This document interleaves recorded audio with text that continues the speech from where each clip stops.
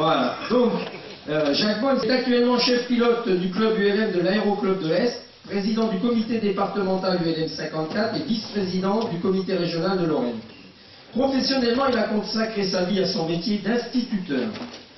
Dès 1957, il a créé une section modélisme de l'école primaire Bon Secours, puis un stage à l'école normale. Sa véritable carrière aéronautique a débuté en 1960, lorsqu'il obtient son brevet de planeur, puis enseignant dans l'âme son brevet d'instructeur en 1965. Dès cette date, a participé au cours BIA, brevet d'initiation aéronautique, activité que tu continues à exercer 44 ans après. En 1990, la Fédération de vol à voile a demandé un club volontaire pour expérimenter le début de formation des élèves pilotes sur ULM. Tu vois, déjà à l'époque. Pour régulariser la situation, l'Aéroclub de l'Est a accepté en 1992 la création d'une section ULM. Jacques Bonne fut ainsi le seul instructeur vol à voile à faire quelques vols de formation de début avec des élèves bénévoles. Alors, fin juin 2007, la Super Guépard est venue renforcer la flotte du club, et en 2008, la section comptait 45 licenciés. Oh, c'est quand même un gros club pour lui. Au sein du club, Jacques Bonne a formé bénévolement 69 pilotes ULM, 4 instructeurs et une douzaine de CAEA. Quelques-uns de ces élèves ont poursuivi une activité de pilote professionnel, aussi bien militaire que civil. Il est présent tous les jours sur le terrain et toujours, malgré son âge, faut pas exagérer, c'est pas beaucoup quand même, 80 ans. Il est très actif dans la formation des jeunes pilotes et notre club lui doit tout.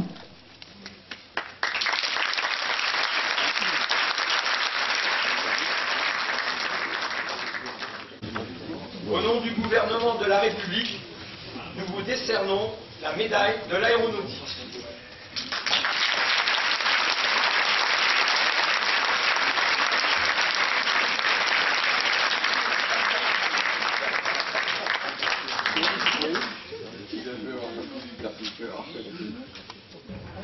Merci Dominique pour cet honneur. Merci aussi aux personnes qui ont dû faire preuve d'imagination pour établir le dossier. Permet que je partage l'honneur qui m'est fait avec tous les bénévoles ici présents. Et tu en es le premier. Avec Fabrice Depardieu, qui a en main le comité régional Lorraine. Avec aussi, bien sûr, les dirigeants de mon club, l'Aéroclub de l'Est, que j'ai cité, représenté par son président, Dominique Lorenz, ici présent, et Jean-Charles Chevrier. Avec mes camarades instructeurs, avec les pilotes du club, qui, par leur discipline, volent en sécurité. Monsieur Coffin était et tu as axé l'esprit de cette assemblée sur le problème de la sécurité. J'ose croire que cette médaille exprime une reconnaissance du bénévolat sans lequel nos associations ne sauraient vivre. Je te remercie. C'est nous qui te remercions pour le travail.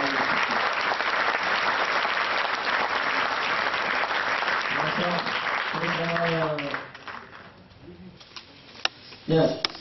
Bon, comme on dit dans certaines émissions, mais je vous assure que c'est sincère, on va terminer la matinée par la séquence émotion. Donc, je vais en fait relire un petit peu ce que peut-être certains ont déjà lu, c'est-à-dire que mon ami Keith Nealon nous a quittés à 62 ans, emporté seulement en 13 mois par un cancer du cerveau. Président de la Fédération britannique du LM, chairman du Royal Aéroclub, président de la CIMA, de la FAI, président de l'EMF durant 2 années, fédération qu'il a créée avec moi en 2004, qui était un fervent partisan de l'entente entre les pilotes de l'Union européenne. Ce qui, pour un Britannique, est quand même quelque chose d'exceptionnel. Et je dois dire, ce que je n'ai pas marqué là, c'est que Keith a beaucoup défendu la position anglaise.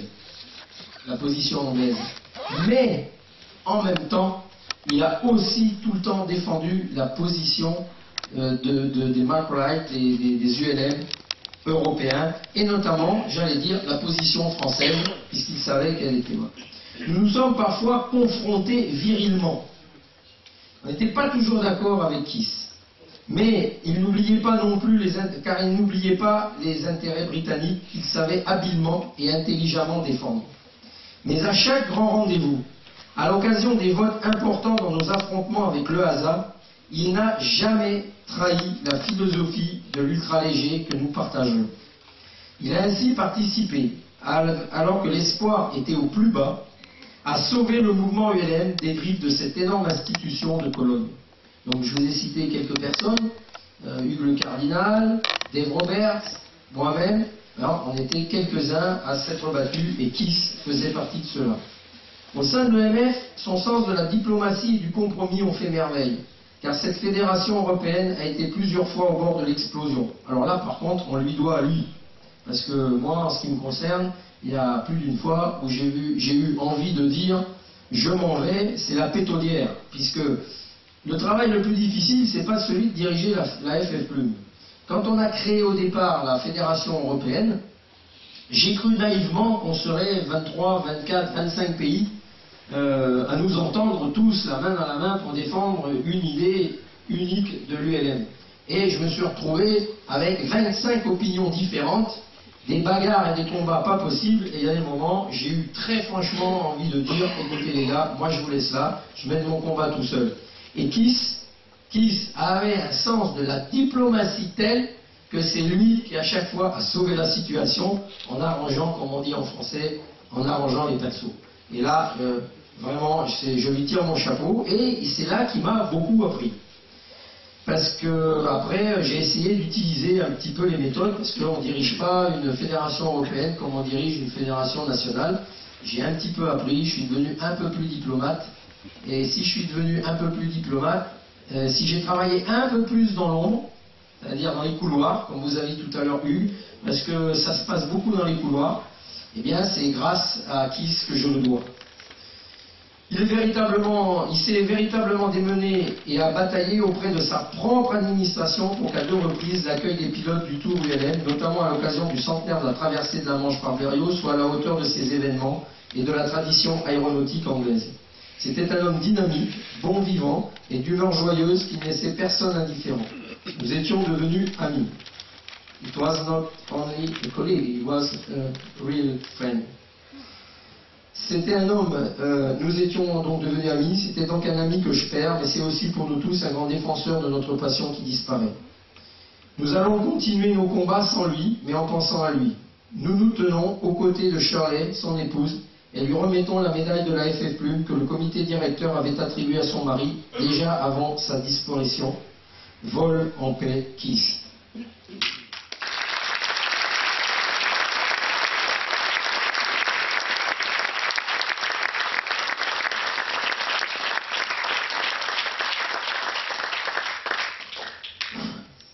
Alors, vous m'excusez, je ne l'ai pas traduit en anglais, tout simplement parce que j'avais envoyé à Shirley le même papier en anglais, donc elle sait ce que je vous ai dit.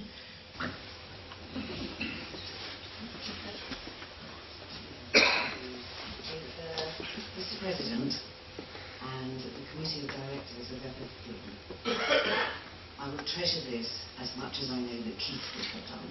Thank you very much.